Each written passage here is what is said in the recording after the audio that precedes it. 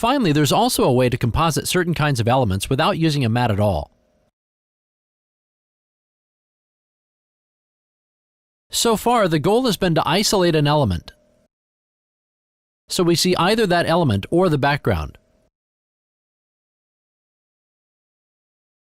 But with more subtle effects like smoke or light, we'd actually rather blend them on top so they mix with the target image.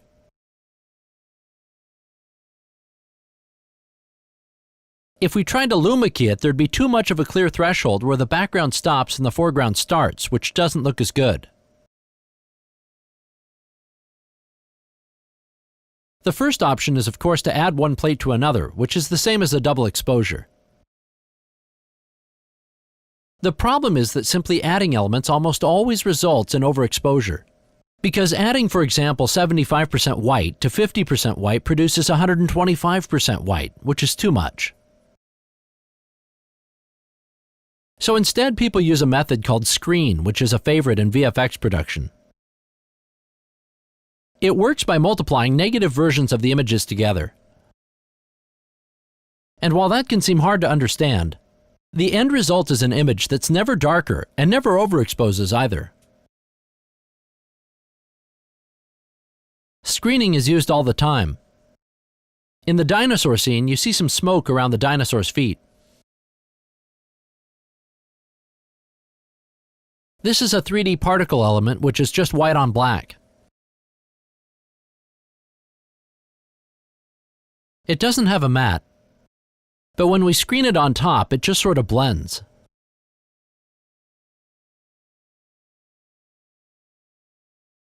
For monitors, you get the best result by shooting them black, and then screening graphics on top instead of just replacing them, so you get to keep the reflections. And the same with this picture frame. But these things are also tracking issues, which we'll start talking about in the next chapter.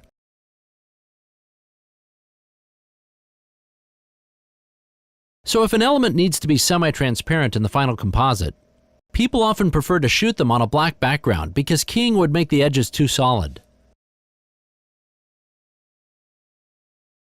But the downside to screening is that it sometimes looks too transparent, and especially an explosion doesn't seem to have enough body to it.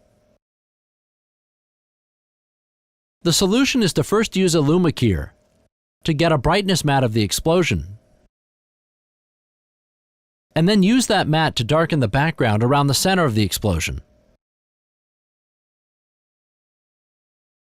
When we screen the raw explosion back on top, we get the same soft edges, but it's more solid in the middle because we cut a hole for it.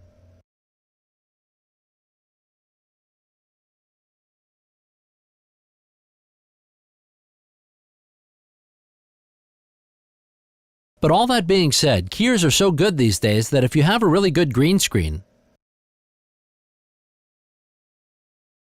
you can get very healthy results with a keyer.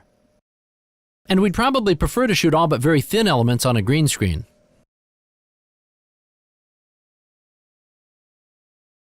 The final blend mode we're interested in is called multiply, which does the same as screening, only the image becomes darker. You need this if you, for example, have a shadow pass, which is usually rendered on a white background.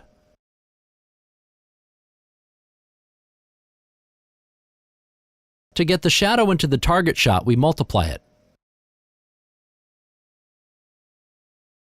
Anything that was white stays the same, and anything that was black is darkened.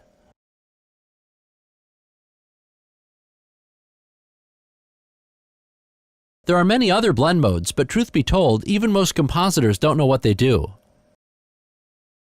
Sometimes you end up using them by accident, but we're mostly interested in screening and multiplying.